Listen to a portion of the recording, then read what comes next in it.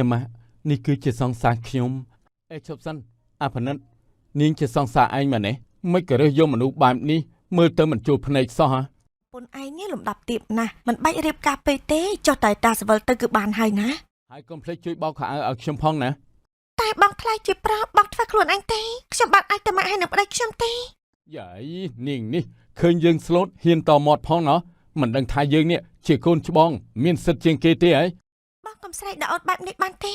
ម្ដាយនៅបងថ្លៃចេះថាក៏ហិតទៅចាតែអូនសុំតែម្យ៉ាងកុំឲ្យតែបងកំហុសឬបង្ងើយកន្តើយដល់អូនតែបានទេមើលទៅដូចជាមានសម្ពាធណាស់ណោះបើពិបាកពេកដើរចេញទៅមិនក៏បងនិយាយបែបនេះមិនក៏បងនិយាយបែបនេះអញ្ចឹងបងសម្រេចចិត្តហើយស្អែកម៉ោង8ទៅលេងលះគ្នាខ្ញុំក៏មិនចង់មានប្រពន្ធដែលនាំតែភាពអាម៉ាស់គ្មានលើកមុខមាត់កិត្តិយសប្តីបែបនេះទេបងកុំលេងអូនអីនេះអូនឆ្លាញ់បងខ្លាំងណាស់អូនសម្លាញ់ស្អែកនេះបងនឹងលេងលះគ្នាជាមួយប្រពន្ធល្ងងរបស់បងនោះហើយណាលេងប៉ិតមែនទេបងប្រកាសណាអូនអូនចាប់ពាក្យនេះយកមកឲ្យពួកយើងនឹងបានបង្ហាញជាសាធារណៈណាបងមិនចាស់អ្នកណាគេលួចថប់ពួកយើងមកហាក់បាត់នេះអើយអូនខ្មាស់គេណាគេថាពួកយើងគឺជាសហ័យស្មន់នឹងគ្នាណាបងតើអ្នកណាគេដឹងរឿងយើងនោះគួរឲ្យខឹងណាស់បងអូននឹងឡាយបកស្រាយល្ងាចនេះហើយថាបងជាសង្សារអូនមិនមែនជាសហ័យនោះទេបងប្អូនតាមពិតទៅខ្ញុំមិនមែនជាសហ័យទេពួកយើងបានស្គាល់គ្នាក្រោយពេលលេងលះហាញ់តាមែនហើយរូបភាពថ្ងៃមុនក៏មិនមែនជាការពិតដែរនោះគឺជារូបភាពដែលពួកយើងបានថតលេងតែបាទទៅតាក់ទងគ្នាក្រោយគេលេងលះមិនក៏ស្វីតម្លេះដូចជាសហ័យរាប់ឆ្នាំអញ្ចឹងអូយអាឆ្កួតមិនក៏ខមមិនបែបនេះអញ្ចឹងអូយខ្ញុំរីករាយណាស់បានមើលសត្វមួយគូចេះឡាយអូ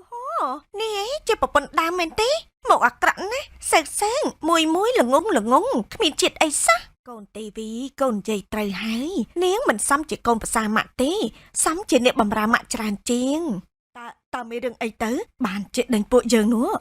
បានហើយសូមអ្នកទាំងអស់គ្នាអញ្ជើញទៅប៉ុស្តិ៍ប៉ូលីសជាមួយខ្ញុំថាមិនក៏ទៅជាបែបនេះព្រោះកូនអ្នកមីងមានទោសលួចលុយនៅវងលបាញ់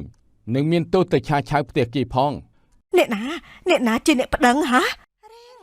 សំពីប្រពន្ធដើមថ្ងៃមួយមានការជួបគ្នាដោយចៃដន្យរវាងមនុស្សពីរនាក់ដោយសារតែមាននិស្ស័យផងនោះពួកគេក៏បានចាប់អារម្មណ៍គ្នាទៅវិញទៅមកនាងស្អាតណាស់ហើយសុភាពរំទុំទៀតចាអរគុណហើយមើលតែលោកក៏ថ្លៃថ្នូរណាស់ដែរ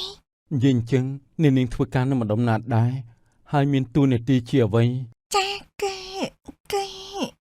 កុំក្រែងចិត្តអីនាងបើបានជាស្គាល់គ្នាហើយខ្ញុំក៏ពេញចិត្តលើនាងទៅហើយតែនាងលាក់បាំងធ្វើអីទៅចាគឺខ្ញុំធ្វើជាបុគ្គលិកកិច្ចសន្យានៅស្ថាប័នមួយប្រាក់ខែក៏មិនច្រើនដែរចំណែកខ្ញុំជាមេធាវីពីពេលនេះទៅទុកឲ្យខ្ញុំជាអ្នកការពារនាងចុះលោកមកជំនាញណាស់ហើយមែនទេមិនមានណាស់ទេគិនចេះចុះខ្ញុំនាំនាងទៅជួបម៉ាក់ខ្ញុំតែម្ដងទៅល្អទីស្រឡាញ់គ្នាដឹងដល់ចាស់ទុំគឺជារឿងល្អណាស់ខ្ញុំព្រមតាមលោកចាស់និយាយគ្នាដឹងចិត្តហើយនោះផាណាត់ក៏បាននាំថេរ៉ាទៅជួបនឹងម្ដាយដើម្បីគិតគូររៀបចំតាមប្រពៃណីខ្មែរណាម៉ាក់នេះគឺជាសង្សារខ្ញុំហើយពួកយើងមើលចិត្តគ្នាដឹងអស់ហើយជំរាបសួរអ្នកម៉ាក់ចាអរគុណតែកុំតន់ឲ្យថាម៉ាក់អីណាពួកយើងទើបតែជួបគ្នាលើកទី1ប៉ុណ្ណោះតែណាម៉ាក់មុននឹងក្រោយគង់តែខ្លាចជាគ្រូសាស្ត្រតែមួយទេម៉ាក់កុំនិយាយអញ្ចឹងអីម៉ាក់ដឹងប៉ុន្តែពេលនេះនៅមិនតន់រៀបការឯណានិយាយអញ្ចឹងតើនាងធ្វើការអ្វីដែរទៅចាព្រោះរយៈនេះខ្ញុំអត់មានការងារច្បាស់លាស់នោះទេថាម៉េចគ្មានការងារផងចង់មកតោងស៊ីមែនទេក្មួយស្រីម៉ាក់កុំនិយាយអញ្ចឹងអីគ្រួសារយើងមានសឹងអីហ្នឹងទោះជានាងមិនធ្វើការក៏យើងមិនពិបាកដែរឯនិយាយក៏វាសមហេតុផលដែរគិតចេះចុះណារៀបការហើយនៅផ្ទះជួយកិច្ចការផ្ទះរបស់ម៉ាក់ផងទៅពួកអ្នកបម្រើវេលាឈប់អត់ទៅហើយតើអូនអាចជួយការងារនោះបានទេចាបានបងកុំបារម្ភអីនេះការហើយខ្លាចជាគ្រួសារតែមួយហើយយ៉ាងមិញអីក៏បារម្ភប្រពន្ធម្លេះកុំភ័យអីណាម៉ាក់មិនធ្វើបាបកូនប្រសាដូចក្នុងកូនទេបានម៉ាក់ក្នុងពេលនោះដែរផានូដែលជាកូនច្បងក៏បានចូលមកដល់ម៉ាក់កូនតែក្រៅហើយអូនណាគាត់ជាបងប្រុសបងណាជំរាបសួរបងប្រាអរគុណអេឈប់សិនអាផនិតនាងជាសង្សារឯងមែនទេមិនក៏រើសយកមនុស្សបែបនេះមើលទៅមិនចូលភ្នែកសោះហ៎កុំនិយាយផ្ដេសផ្ដាស់អញ្ចឹងហើយចុះនេះទៅណាទៀតហើយខ្ញុំទៅកាស៊ីណូណាម៉ាក់ទ តិចចាញ់អត់ទៀតទេ មិនអីទេម៉ាក់កាស៊ីណូស្របច្បាប់អន្តើគេមិនបោកខ្ញុំទេខ្ញុំមុខជាឈ្នះមិនខានខ្ញុំលាហើយណា យីកូននេះណែផានិតឯងគឺជាមេធាវីដោយផានូនិយាយអញ្ចឹងប្រពន្ធឯងនេះលំដាប់ទៀបណាស់មិនបាច់រៀបការពេកទេចុះតែតាសវលទៅគឺបានហើយណាតែអ្នកម៉ែកូនក៏ចង់រៀបការដូចគេដែរនេះសម័យនេះទៅហើយគេមិនបាច់ធំដុំអីទេប្តីនៅតែជាប្តីគ្មានអ្នកណាគេមកទៅដើមឡើយផានិតឯងនេះចេះច្បាប់ស្រាប់ធ្វើតាមនឹងទៅម៉ាក់ទៅសម្រាប់ហើយណាប៉ុន្តែបង ស្ដាប់តាមម៉ាក់ទេកុំឲ្យគាត់ខឹងអីម្យ៉ាងឲ្យតែបងស្រឡាញ់អូនទៅបានហើយ ចាចាប់ពីពេលនោះមកធារានិងផានិតក៏ខ្លាចជាប្តីប្រពន្ធហើយធារាក៏មិនធ្វើការនៅក្រៅទៀតដែរគឺនាងជួយការងារក្នុងនាមជាស្ត្រីមេផ្ទះធារាជួយយកខោអាវម៉ាក់ផងណាហើយកុំភ្លេចទៅផ្សារទិញម្ហូបផងឮទេចាម៉ាក់ ហើយកុំភ្លេចជួយបោកខោអាវឲ្យខ្ញុំផងណា តែបងខ្លាចជាប្រុសបងធ្វើខ្លួនអញទេខ្ញុំបាត់អាចទៅម៉ាក់ហើយនឹងប្តីខ្ញុំទេ ដូចតែគ្នាទេគ្រាន់តែប៉ុណ្ណឹងអីក៏ប្រកែកម្លេះ បាក់គ្រាន់តែប៉ុណ្ណឹងហេតុអីក៏បងមិនធ្វើទេប្រាខ្ញុំធ្វើអី យាយនាងនេះឃើញយើងស្លូតហ៊ានតមាត់ផងណោះមិនដឹងថាយើងនេះជាកូនច្បងមានសិទ្ធិជាងគេទេហ៎ មែនហើយនាងជាអ្នកក្រៅចូលមកដេកស៊ីក្នុងភូមិមួយគ្រឹះស្រួលៗការងារប៉ុណ្ណឹងកុំប្រកែកកុំមករអ៊ូពេកណា ឆាប់ទៅហើយថ្ងៃនេះធ្វើមកជូរទាសាច់គោងៀតហើយនឹងមានសាម៉ុនផងខ្ញុំឃ្លានហាមទិញអីផ្សេងអសោះណា ប៉ុន្តែខ្ញុំមានលុយមិនគ្រប់ទេបងថ្លៃ យាយបើគ្មានលក់កងដៃកវលអីទៅអីក៏ល្ងងម្លេះ លុយប្រាក់ខែកូនផានិតច្រើនណាស់យកទៅទិញទៅយ៉ាងម៉េចឬក៏ចង់ដេកស៊ីក្នុងផ្ទះនេះហើយនៅយកលុយយើងទៀតមែនទេ ឆាប់ទៅនៅត្រឹងដល់ណាទៀត ចាខ្ញុំទៅធ្វើហើយការរស់នៅរបស់ធារាចាប់ដើមអាប់អួរឡើងម្ដាយក៏ដៀមដាំដាក់បងថ្លៃក៏មើងងាយថែមទីនតែផានិតពុំដែលគិតខ្វល់ឡើយលោកដីពួកយើងក៏តែមានកូនម្នាក់ល្អទេអូនដូចជាចង់បានកូនបលែងលេងនេះ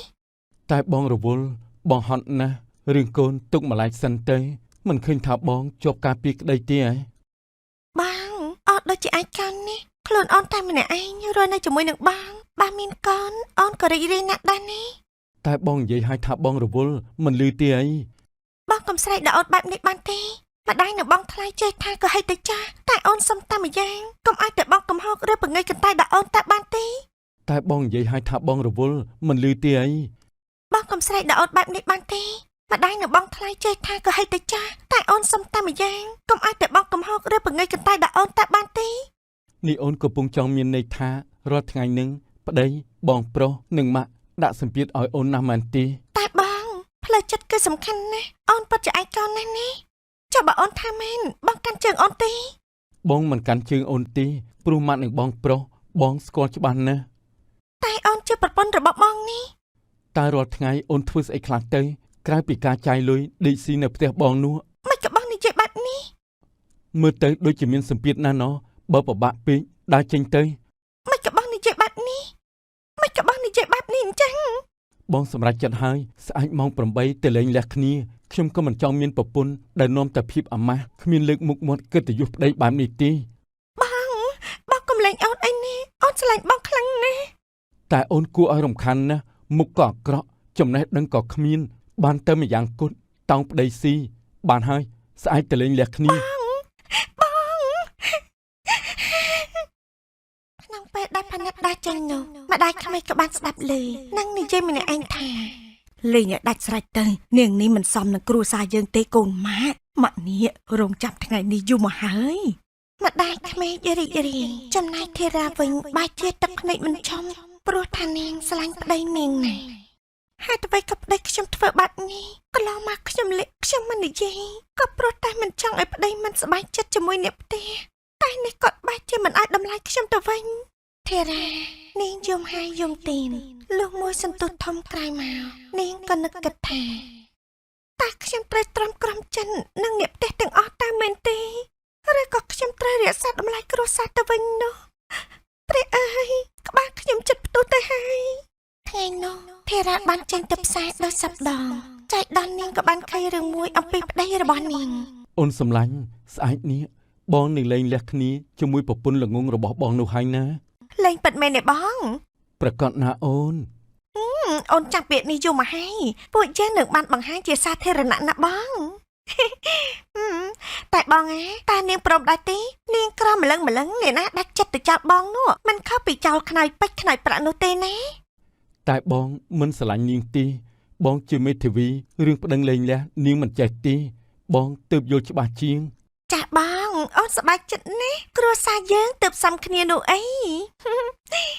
តាមពិតគឺអញ្ចឹងសោះបងលួចលាក់មានស្រីតាំងពីពេលណាក៏មិនដឹងអូខេបានជាបងធ្វើបាបខ្ញុំទៅហើយមុននឹងលេងលះខ្ញុំក៏ដកបងទៅចាស់ធារាបានទាញទូរស័ព្ទមកថតពួកគេរួចក៏បង្កើត account ថ្មីនិងបង្ហោះជាសាធារណៈថាថតបានបារនារីពីរនាក់ដែលជាសហាយនឹងគ្នានិងនិយាយគ្នាអំពីស្នេហាលួចលាក់ ស្តេតថានេះនឹងដុតពួកគេផងទៅចាស់បងចាំមើលណាខ្ញុំនឹងបង្កើត account คล้ายៗរួចទៅជេរពួកនេះឲ្យខ្មាស់គេម្ដងប្រពន្ធម្នាក់នេះមិនអន់ឯនេះទោះថានេះជាមនុស្សស្លូតបូនតែនេះក៏មិនឲ្យអ្នកដែលធ្វើបាបនេះរួចខ្លួនដែរបងមិនចាស់អ្នកណាគេលួចថាពួកយើងបង្ហោះបែបនេះអើយអូនខ្មាស់គេណាគេថាពួកយើងគឺជាសហាយស្មន់នឹងគ្នាណាបង តែនរណាគេដឹងរឿងយើងនោះគួរឲ្យខឹងណាស់ បងអូននឹងឡាយបកស្រាយល្ងាចនេះហើយថាបងជាសង្សារអូនមិនមែនជាសហាយនោះទេ កុំទាន់ឡាយអីអូនចាំបងលែងលះគ្នាសិនសំយើងបកស្រាយដល់ពេលនោះពួកយើងមិនបានខុសទេ មែនហើយមានន័យថាពួកយើងស្គាល់គ្នាក្រៅលេងលះបើបែបនោះគេក៏ឈប់ខឹងឈប់ជេរយើងទៀតដែរអូនជឿតាមបងចាស់ បាទអូន ស្អែកមកដល់ផាណាត់និងធីរ៉ាក៏បាននិយាយគ្នាម្ដងទៀតអំពីការលេងលះចំណែកធីរ៉ាក៏យកព្រមយ៉ាងត្រជាក់អូនពិតជាស្រឡាញ់បងខ្លាំងណាស់តែអូនក៏មិនអាចខត់បងដែររឿងពីម្សិលមិញអូនក៏ឃើញគេបង្ហោះថាបងមានស្រីតែអូនមិនខឹងនឹងបងទេបងធ្វើតាមបេះដូងបងចាស់ នេះខ្ញុំស្មានថាយំយ៉ែកទួយសោកស្ដាយខ្ញុំតាមពិតស្ដាយមាសប្រាក់អន្តា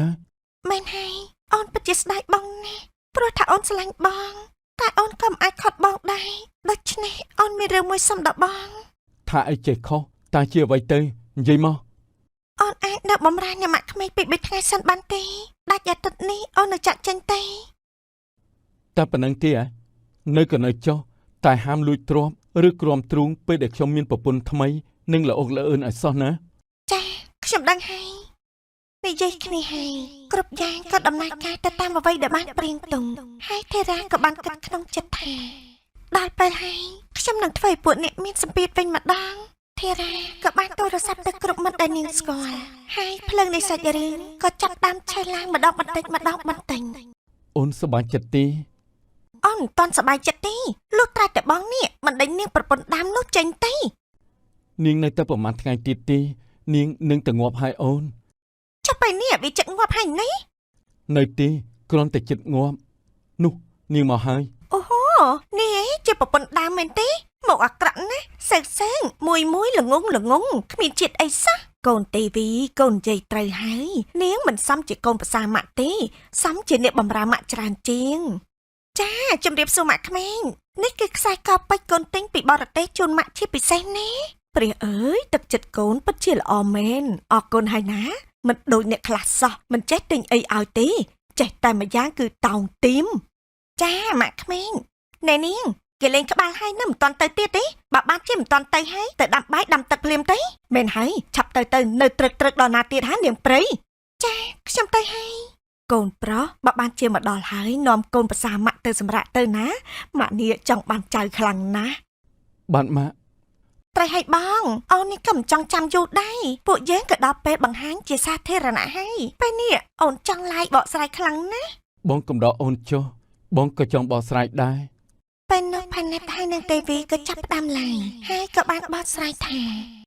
បងប្អូនតាមពិតទៅខ្ញុំមិនមែនជាសហាយទេពួកយើងបានស្គាល់គ្នាក្រោយពេលលែងលះហាញតា មែនហើយរូបភាពថ្ងៃមុនក៏មិនមែនជាការពិតដែរនោះគឺជារូបភាពដែលពួកយើងបានថតលេងតែស្រាប់ពេលនោះក៏មានអ្នកចូលខមមិនថា អូនមានអ្នក reaction បេះដូងប្រហែលជាគេយល់ពីអារម្មណ៍ពួកយើងហើយ បាទទៅតាក់ទងគ្នាក្រោយគេលេងលះមិនក៏ស្វីតម្លេះដូចជាសហាយរាប់ឆ្នាំអញ្ចឹងអូយអាចឈួតមិនក៏ខមមិនបែបនេះអញ្ចឹង យកគ្នាហើយសម្ដែងជាល្អអាថោកទៀបឡប់មែនមិនក៏ខមមិនបែបនេះ ស្រីចង់បានប្តីគេដឹងអស់ហើយបងប្អូននេះគឺជាផតតាងសុំចុចលីងហ៎បងគេជ័យពួកយើងច្រើនណាស់ អាចចង្រៃដឹកដៃគ្នាទៅងាប់ទៅ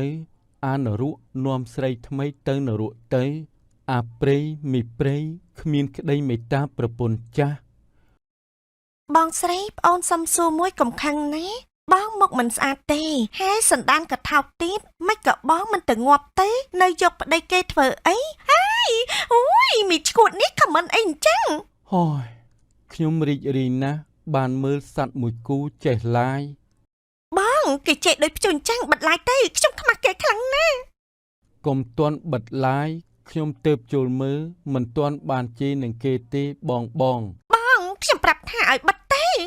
បងបិទហើយចំជិះចង្រៃមែនហើយមិនក៏នាំគ្នាមកជេរបែបនេះពួកនេះអត់ការងារធ្វើទេម៉ានេះ បងមិនចាស់គេផុសប្រងព្រានឲ្យខ្ញុំយកមកទៅទុកឯណាទៅបង បងក៏គ្មានមុខដែរអូឈប់បងលើកទូរស័ព្ទសិនអាឡូបងប្រធានថាម៉េចបញ្ឈប់ការងារខ្ញុំហ៎កុំអីខ្ញុំសុំវលោកប្រធានអាឡូ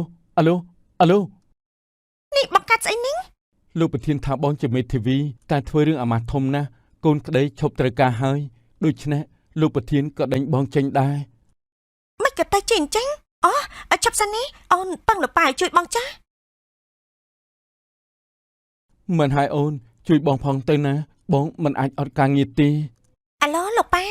ថាម៉េចលោកប៉ានេះប៉ាលុបសិតចិញ្ចឹមកូនចោលមែនទេថាម៉េចដល់ប៉ា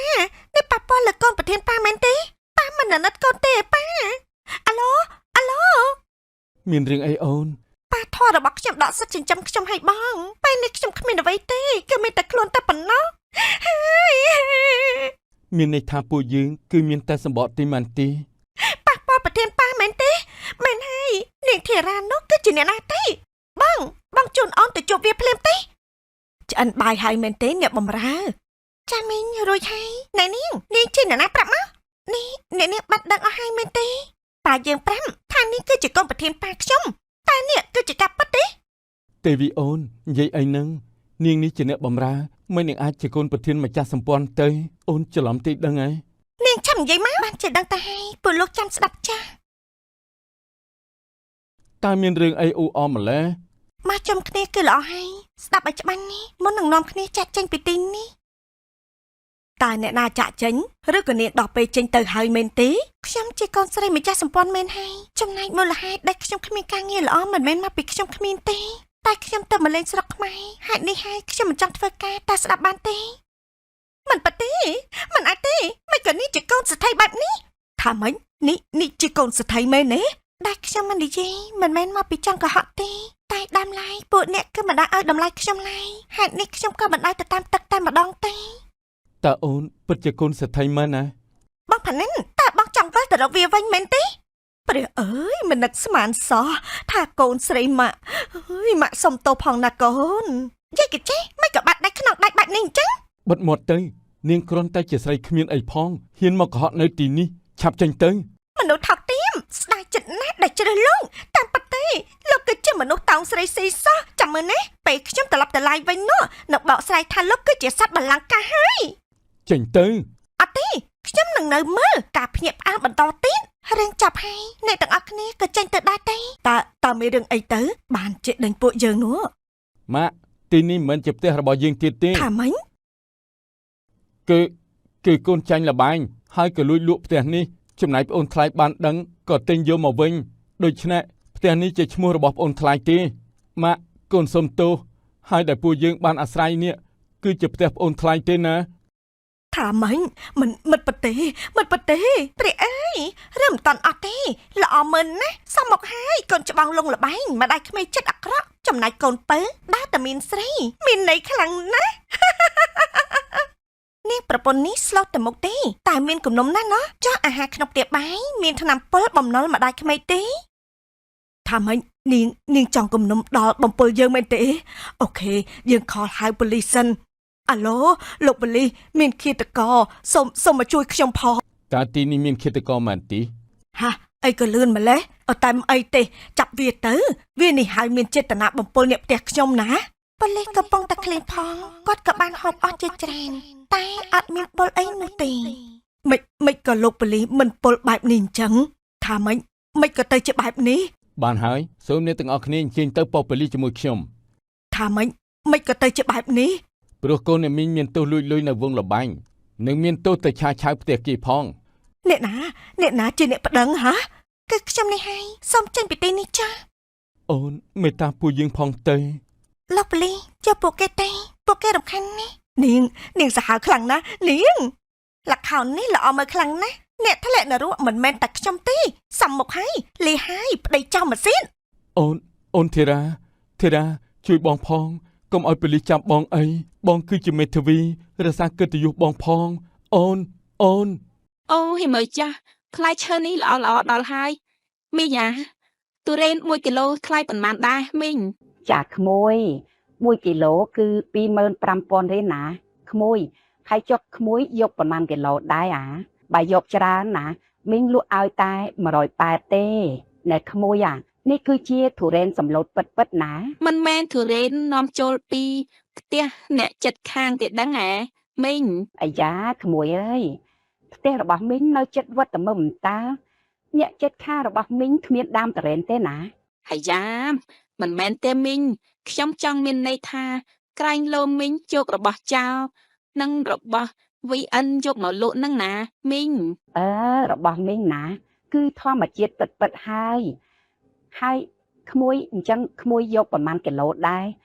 បើសួរច្រើនយ៉ាងនេះប្រហែលជាទិញមិនចេះតិចហើយមើលទៅ ចាមីងអញ្ចឹងយក2គីឡូមកតែខ្ញុំសួរគឺខ្ញុំទិញហើយកុំនិយាយច្រើនពេក រឿងមេម៉ាយលងស្នេហ៍និស្សិតលេលើនៅក្នុងផ្ទះមួយមានប្តីប្រពន្ធ2នាក់ស្រឡាញ់គ្នាខ្លាំងណាស់រស់នៅយ៉ាងមានសុភមង្គលនៅក្នុងគ្រួសារថ្ងៃមួយពិសិដ្ឋបានត្រឡប់មកពីធ្វើការវិញនៅក្នុងបន្ទប់ទទួលភ្ញៀវ អូនសំឡាញ់បងបបពីធ្វើការវិញហើយ ចាបងសម្លាញ់បងមកពីធ្វើការបែបនេះបងបែរជាហត់អស់កម្លាំងខ្លាំងណាស់ហើយមើលទៅហើយនៅកន្លែងធ្វើការរបស់បងមិនដែរមានការងារច្រើនដែរអត់ មិនសូវជាមានច្រើនប្រហែលទេអូនអូនណាបងឃ្លានដល់ហើយនេះ អញ្ចឹងចាំអូនទៅធ្វើម្ហូបដែលបងចូលចិត្តឲ្យបងពិសាណា បាត់ប្រពន្ធសំឡាញ់អូនទៅធ្វើការឲ្យលឿនទៅបងឃ្លានខ្លាំងណាស់អាយ៉ាឃ្លានចំស្លាប់ហើយនេះ នីកាក៏បានដើរចូលផ្ទះបាយដើម្បីរៀបចំម្ហូបដែលប្តីនាងចូលចិត្ត នេះណែបងសម្លាញ់ឆាបាយម្រះព្រៅពងទាដែលបងចូលចិត្តតំណងដែរទេលោកប្តី អាយ៉ាវ៉ាវទំនងមែនទែនតែម្ដងហើយនឹងតែញ៉ាំបាយអស់ពីឆ្នាំងហើយមើលទៅបងពិតជាមានសំណាងពិតមែនបងមានប្រពន្ធដែលយកចិត្តទុកដាក់បែបនេះធ្វើម្ហូបដែលប្តីចូលចិត្តខ្លាំងបែបនេះណាអាយ៉ាប្រពន្ធបងពិតជាល្អមែនទែន អូនក៏មានសំណាងដែរមានបងប្តីពូកែហើយខិតខំធ្វើការមិនឲ្យប្រពន្ធពីបាននោះទេឲ្យនៅតែផ្ទះតែងខ្លួនស្អាតបែបនេះណាលោកប្តីបើតាមអូនចាំថ្ងៃនេះជាថ្ងៃបាត់ប្រាក់ខែរបស់បងហើយមែនទេហា នីកាអាយ៉ាអូនឯងនេះពិតជាចាំបានល្អពិតមែនអញ្ចឹងតើថ្ងៃនេះបានគេជះលុយ 2,500 ទិញពុំទា5គ្រាប់ធ្វើម្ហូបឲ្យបងញ៉ាំយ៉ាងនេះនោះអា បងឯងនេះចេះតែនិយាយហើយមិនមែនអស់500ទេណាបងគឺអស់3,500ណាហើយថ្លៃម្រះព្រៅ500ម្ទេស500ទៀតណាលោកប្តីគឺមិនមែនថោកទេណា បងបានឃើញប្រពន្ធរបស់បងចេះរិះថាបែបនេះប្តីពិតជាសប្បាយចិត្តខ្លាំងណាស់នេះណែប្រពន្ធសម្លាញ់នេះជាប្រាក់ខែរបស់បងដែលបងបើកមកខែនេះណាគឺបងឲ្យអូនទាំងអស់តែម្ដងមិនបាច់ចាំទុកចាយនោះទេឲ្យតែប្រពន្ធធ្វើម្ហូបឆ្ងាញ់បែបនេះឲ្យប្តីគឺនឹងតែឡើងគីឡូហើយណា ចាអរគុណហើយណាលោកប្តីហើយចាខែនេះអាចចាស់ចាយបន្ទាត់អស់ផងលុយខែថ្មីចូលមកទៀតហើយបែបនេះគឺមកពីប្រពន្ធរបស់បងចេះចាយចេះគិតគឺសមនឹងឧត្តមភរិយារបស់បងពិតមែនគ្រួសារដែលមានសុភមង្គលប្តីខំរកលុយប្រពន្ធខំសន្សំទុកដាក់គឺល្អបំផុតហើយ ចាលោកប្តីអូនពិតជាមានសំណាងពិតមែនប្អូនពិតជាមានសំណាងខ្លាំងណាស់តែបានប្តីល្អហត់ដូចជាបង អញ្ចឹងបងពិសាកបាសិនចុះណាចាប់អូនទៅទិញទុរេនឲ្យញ៉ាំមួយផ្លែតសិន នីកាក៏បានដើរទៅផ្សារដើម្បីទិញអីវ៉ាន់និងរបស់របរប្រើប្រាស់មួយចំនួននៅក្នុងផ្សារ អូយមើលចាស់ផ្លែឈើនេះល្អល្អដល់ហើយមីងអាទុរេន1គីឡូថ្លៃប៉ុន្មានដែរមីង ចាក្មួយ1គីឡូគឺ25,000រៀលណាក្មួយហើយចុះក្មួយយកប្រមាណគីឡូដែរអាបើយកច្រើនណាមីងលក់ឲ្យតែ180ទេណែក្មួយអានេះគឺជាទុរេនសម្លូតពិតៗណា មិនមែនទុរេននាំចូលពីផ្ទះអ្នកចិត្តខាងទៀតដឹងហ៎មីង អាយ៉ាក្មួយអើយផ្ទះរបស់មីងនៅជិតវត្តមើមតើអ្នកចិត្តខាងរបស់មីងគ្មានដើមទុរេនទេណា អាយ៉ាមិនមែនទេមីងខ្ញុំចង់មានន័យថាក្រែងលោមីងយករបស់ចោលនិងរបស់ VN យកមកលក់នឹងណាមីង របស់មីងណាគឺធម្មជាតិពិតៗហើយក្មួយអញ្ចឹងក្មួយយកប្រមាណគីឡូដែរបើសួរច្រើនយ៉ាងនេះប្រហែលជាទិញមិនចេះតិចហើយមើលទៅ ចាមីងអញ្ចឹងយក2គីឡូមកតែខ្ញុំសួរគឺខ្ញុំទិញហើយកុំនិយាយច្រើនពេក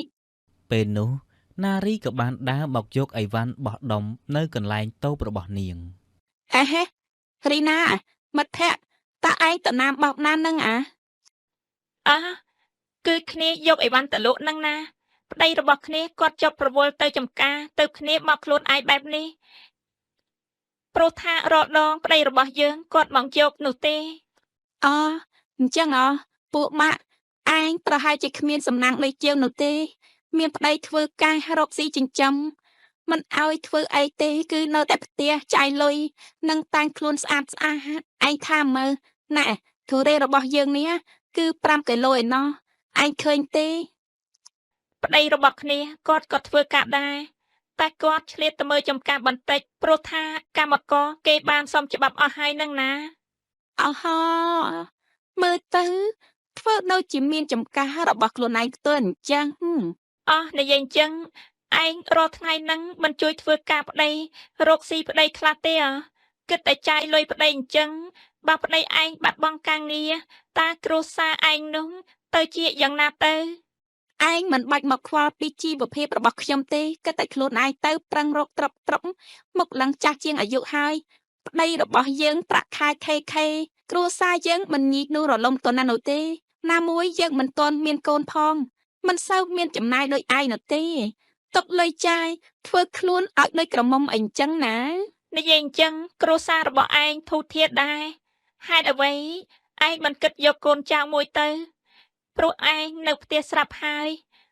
មើលផ្លេចត្រជាធំហើយពេលគាត់ធំទៅក៏បានជួយចំណូលដៃជើងនៅពេលដែលយើងចាស់ទៅដែរ សុស្រីចាអីវ៉ាន់ដែលចាបានកំងកាលពីល្ងាចមិញខ្ញុំបានរៀបចំរួចហើយចា ចាអរគុណអាចារ្យណែអញ្ចឹងគ្នាយកអីវ៉ាន់ទៅលក់សិនហើយណា ចាទៅចាស់ប្រឹងប្រែងរកស៊ីទៅណាឯងក្រែងលោវាទៅមុខបន្តិច ពេលនោះនីកានិងណារីក៏បានដើរត្រឡប់ទៅផ្ទះរៀងខ្លួនពេលណារីបានដើរទៅដល់ផ្ទះនាងក៏បានរៀបចំអីវ៉ាន់ដាក់លក់ ចាដាក់តែបៃតងឲ្យខ្ញុំមួយកាម ចា មក ស្រីស្អាតសូមរំចាំបន្តិចណា រីណាក៏បានដាក់តែបៃតងមួយកែវឲ្យណាគ្រី អ្នកអូនបានហើយគឺអស់2500 ចាអរគុណនេះចាយលុយមើលទៅចាយរកស៊ីដល់ហើយប្តីធ្វើការផងហើយឆ្លៀតទៅមើលចំការទៀតប្រពន្ធខំលក់លូអនាគតគឺមិនក្រនោះទេណាចាហេ អូនអើយមិនសូវសល់នោះទេបើយើងគិតចាំតែចាយលុយប្តីណាមួយណាលុយបងទឹកបងភ្លើងផងមួយខែអស់ច្រើនណាស់ពៅបើមិនជួយរកគ្នាទេច្បាស់ជាមិនសល់អ្វីទេក៏ព្រោះថាចំណាយច្រើនគ្រប់ច្រកតែម្ដង ចាត្រូវហើយចាយចាអញ្ចឹងខ្ញុំទៅសិនហើយខ្ញុំប្រញាប់ទៅរៀនផងណែចាជួយរកប្តីឲ្យខ្ញុំមួយផងខ្ញុំរៀនចិត្តចប់ហើយរកប្តីណាស្អាតល្អដូចជាប្តីចាយនឹងណា ខំតរៀនទៅអូនគឺមិនខ្វះអ្នកចង់បានអូនទេ ចាខ្ញុំនិយាយលេងនោះទេ ហើយខ្ញុំចេះតែថាទៅខ្ញុំមិនយកប្តីណាទេយកមកធ្វើអីឆ្លោះគ្នាព្រឹកឆ្លោះល្ងាចដូចជាមិនវិចម្រើនអីផង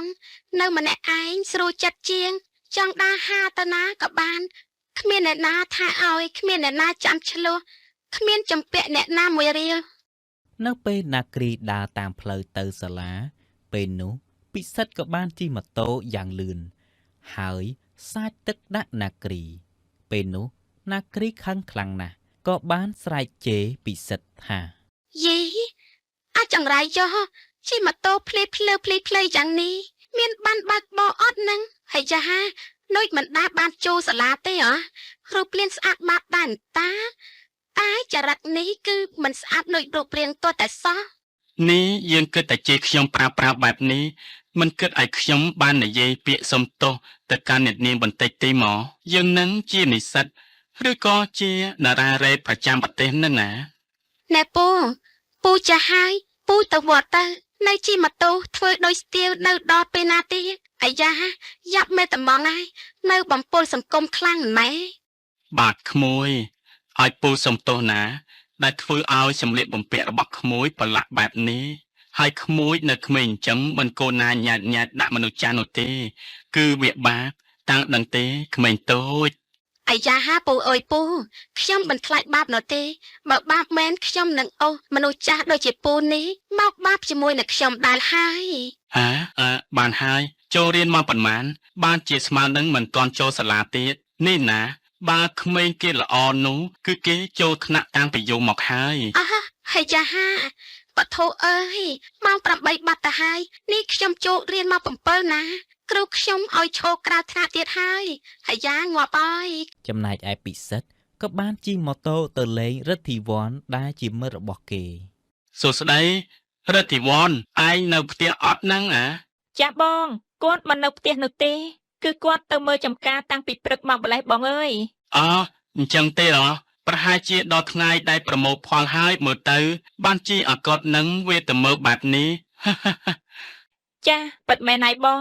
ធូរ៉េរបស់ខ្ញុំដល់ថ្ងៃប្រមូលផលហើយបងទៅមើលគាត់មើលហើយជួយហៅគាត់មកផ្ទះវិញផងព្រោះដល់ម៉ោងញ៉ាំបាយហើយតាមមិនទៅហៅគាត់ធ្វើការមិនស្គាល់បាយមិនស្គាល់ទឹកនោះទេប្តីរបស់ខ្ញុំនោះ ពេលនោះពិសិដ្ឋក៏បានជិះម៉ូតូទៅចំការដើម្បីហៅរតវ័នពេលទៅដល់ឃើញរតវ័នបានបេះផ្លែទុរេនយ៉ាងច្រើន សំឡាញ់ប្រពន្ធឯងហៅហូបបាយណាឯងនេះធ្វើការមិនស្គាល់ម៉ោងបាយពិតមែន សំឡាញ់ឯងទៅមកពីណានឹងហើយខ្យល់អីដែលបក់ឯងមកដល់ទីនេះណែយើងមានរឿងចង់និយាយជាមួយឯងនឹងណាទៅផ្ទះតបងទៅប្រពន្ធរបស់ឯងក៏ហៅហូបបាយដែរហើយយ៉ាថ្ងៃត្រង់ហើយឯងមិនឃ្លានស្លាប់ទេអាយ៉ា អញ្ចឹងយើងប្រញាប់ទៅហើយខ្លាចខ្លារបស់យើងនឹងវាខឹងអញ្ចឹងសំឡាញ់ឯងទៅហូបបាយផ្ទះរបស់យើងតែម្ដងទៅមិនបាច់ទៅផ្ទះនោះទេសាកស្នាដៃប្រពន្ធរបស់យើងម្ដងទៅណាដឹងតែអេមតែម្ដងហើយ អញ្ចឹងក៏បានអូខេសំឡាញ់ហើយយ៉ាយើងកំពុងតែឃ្លានផងណា នៅផ្ទះរទ្ធីវ័នរីណាក៏បានរៀបចំម្ហូបអាហារចាំអ្នកទាំងពីរពេលនោះពួកគេក៏បានដើរមកដល់ ពួកបងអញ្ជើញមកដល់ហើយតោះនាំគ្នាហូបបាយអូនត្រៀមរួចរាល់ហើយណាប្តីមកឲ្យអូនយកទៅទុកឲ្យបងទៅងុយទឹកសិនទៅចាំហូបបាយ ពេលពួកគេទទួលទានអាហាររួចរាល់ហើយរទ្ធីវ័ននិងពិសិដ្ឋក៏បាននិយាយរឿងការងារមួយចំនួន យើងដូចជាមានការព្រួយបារម្ភខ្លាំងណាស់ព្រោះថាក្រុមហ៊ុនដែលយើងធ្វើការដូចមិនសូវរីកចម្រើនតតែសោះហើយបុគ្គលិកក្រុមហ៊ុនចេះតែជំរុកចេញម្ដងមួយជារឿយនៅថ្ងៃណាមួយគុំទៅដល់វេនរបស់គ្នាទេណាសំឡាញ់ មែនហើយដោយសារតែបញ្ហាសេដ្ឋកិច្ចនៅក្រុមហ៊ុនគ្នាក៏មានបញ្ហាដូចក្រុមហ៊ុនរបស់ឯងដែរយើងក៏ពិបាកនិយាយពីបញ្ហានេះជាមួយប្រពន្ធយើងដែរគឺបែបនេះហើយទើបយើងមានពេលទំនេរពីការងារហើយឆ្លៀតធ្វើការងារចំការតិចតួចមើលខុសត្រូវកម្មករជួយសម្រាលការងារប្រពន្ធរបស់យើងខ្លះព្រោះគាត់នៅលក់ដូរផងធ្វើការផ្ទះផងនិយាយថាពីច្រើននោះច្រើន យើងមើលទៅប្តីប្រពន្ធរបស់ឯងស្រដដៃគ្នារកស៊ីខ្លាំងណាស់ទោះអត់មានការងារធ្វើក៏មិនអីដែរ មិនដូចគ្រួសាររបស់គ្នានោះទេយើងខ្លាចតែក្រុមហ៊ុនខ្សែធនទៅយើងអត់មានការងារធ្វើតើបានប្រាក់ខែមកពីណាត្រូវត្រឹមគ្រួសារនោះបើដល់ថ្ងៃនេះ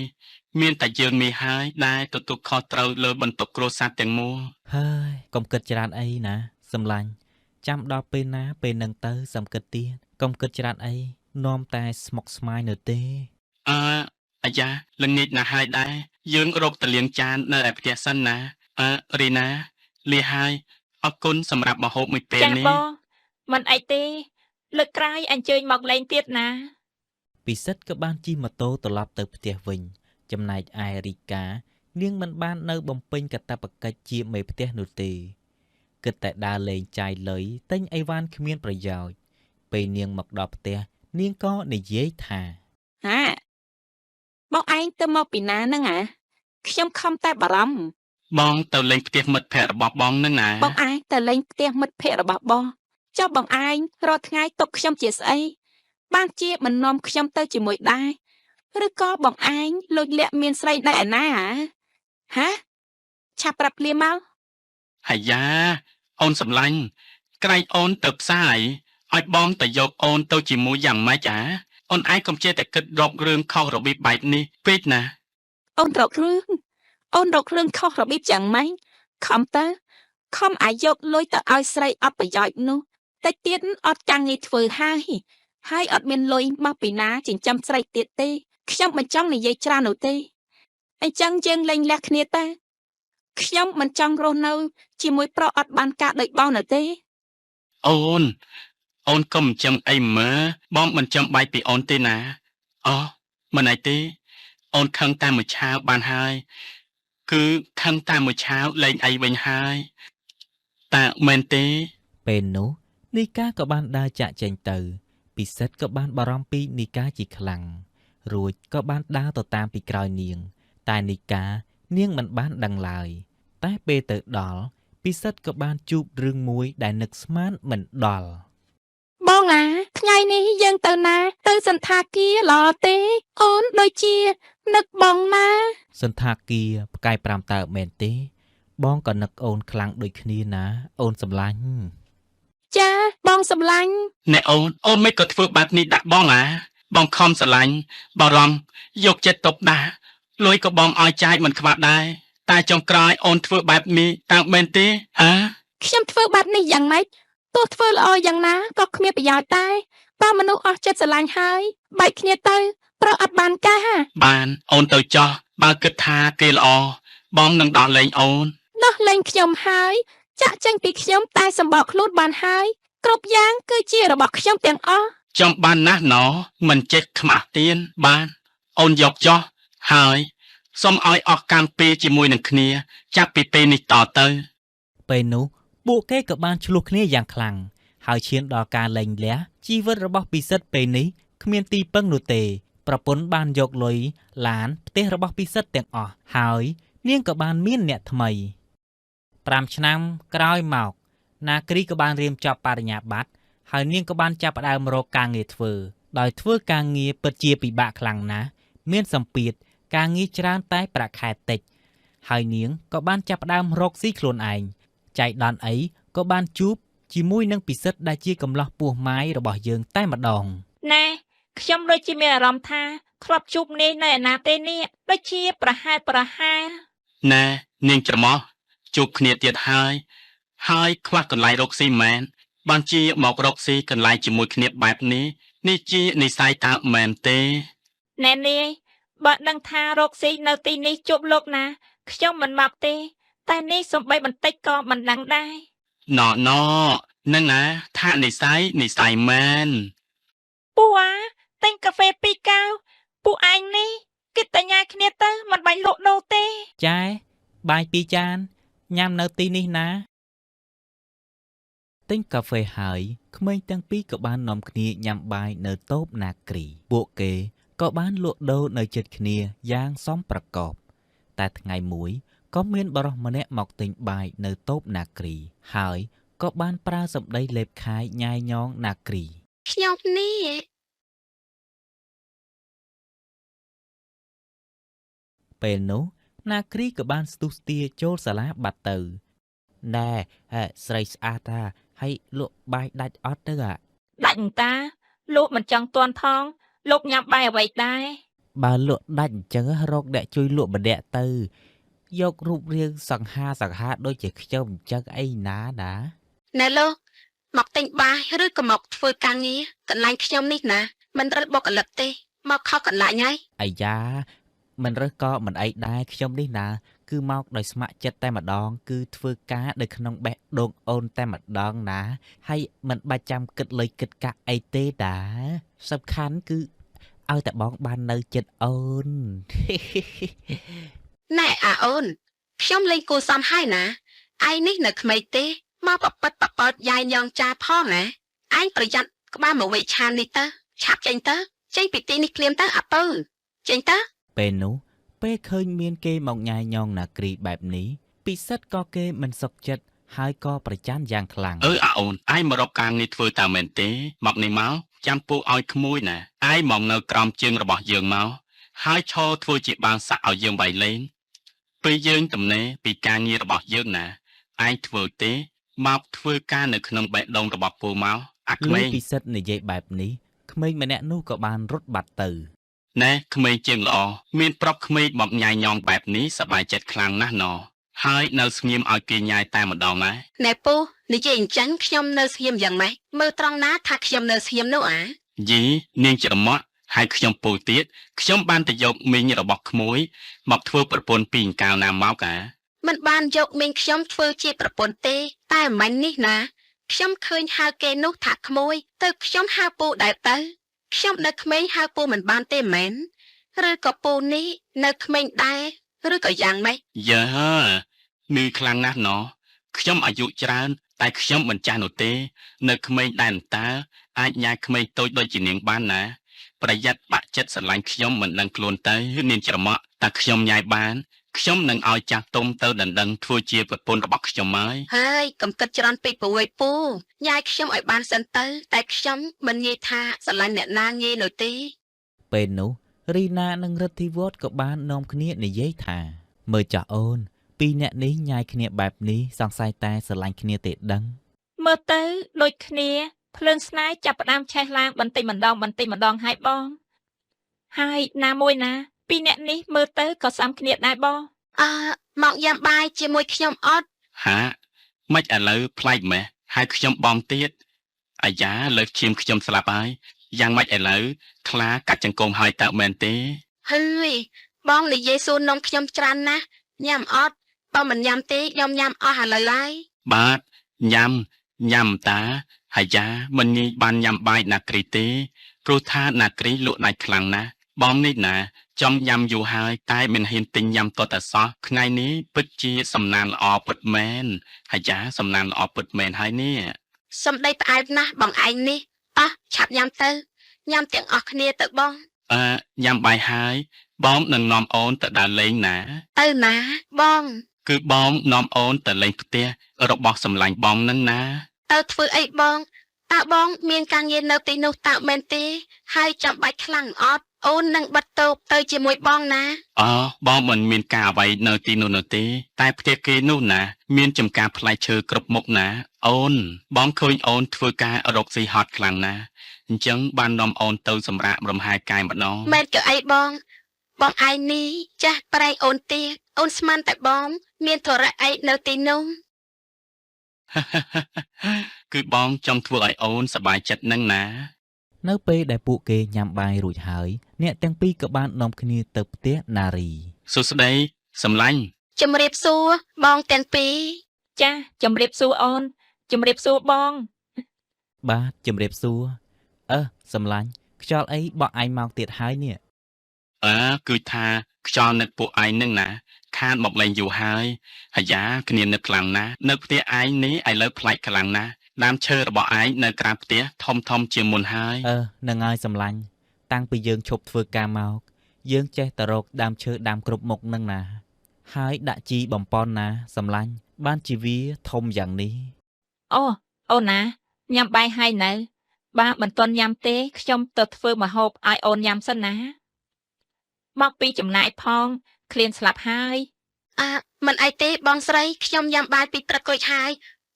គឺនៅតែថ្ងៃតា អូខេណាអញ្ចឹងចាំបងធ្វើម្ហូបឆ្ងាញ់ៗសម្រាប់អូននៅថ្ងៃត្រង់នេះតែម្ដង បាទ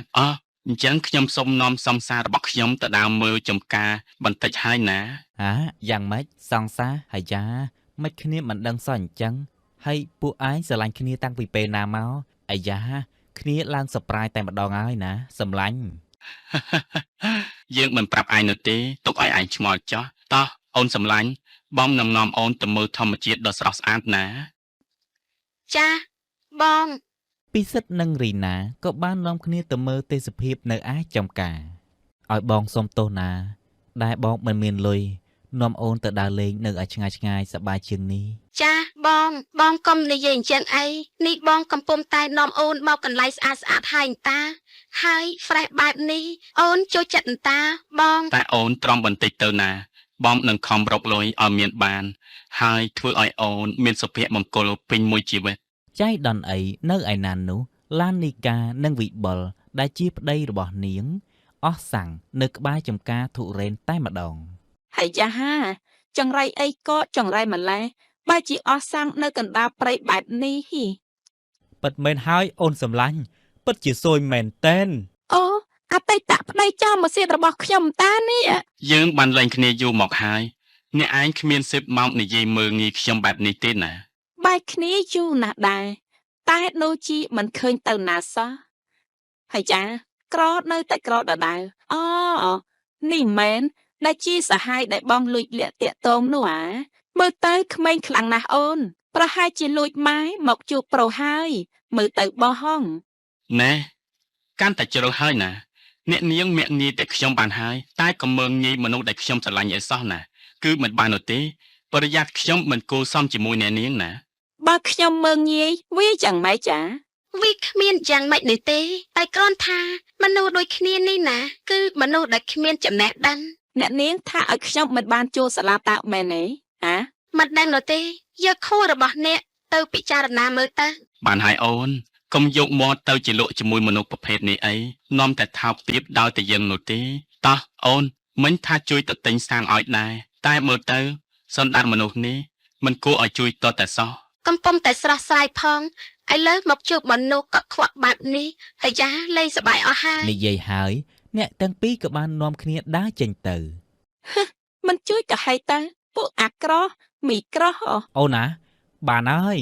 និយាយជេរគេនឹងទៅគឺតែឡានអស់សាំងនេះដឹងតែដេកក្នុងព្រៃហើយ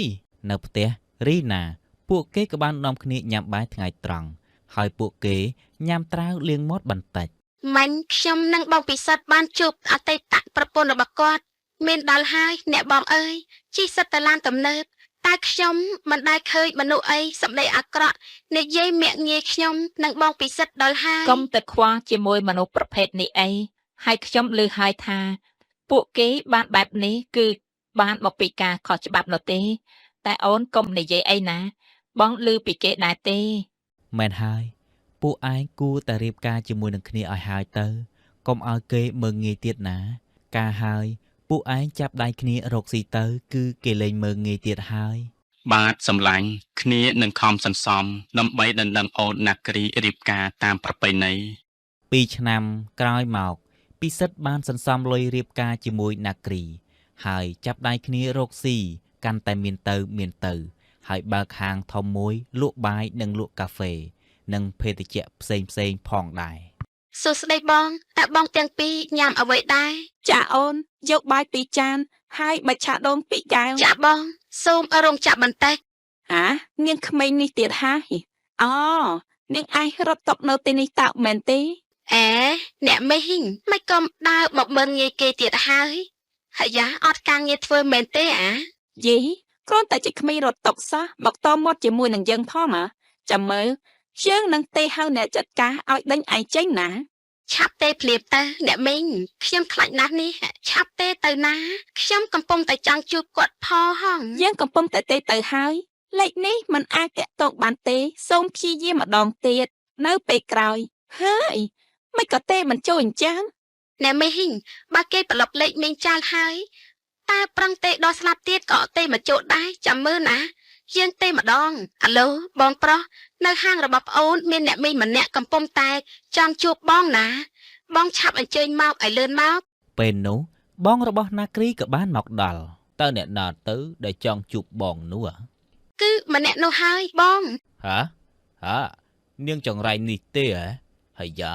មានបានដោយសារតែបោកប្រាស់គេហើយប្តីរបស់នាងបានជួញដូរមនុស្សខុសច្បាប់ប៉ូលីសកំពុងតែចាប់ឯងហើយឥឡូវនេះនាងឯងមកអុកលុកកន្លែងប្អូនស្រីរបស់យើងរកស៊ីទៀតហ៎ ហានេះជាកន្លែងប្អូនស្រីរបស់បងមែនទេ ឯ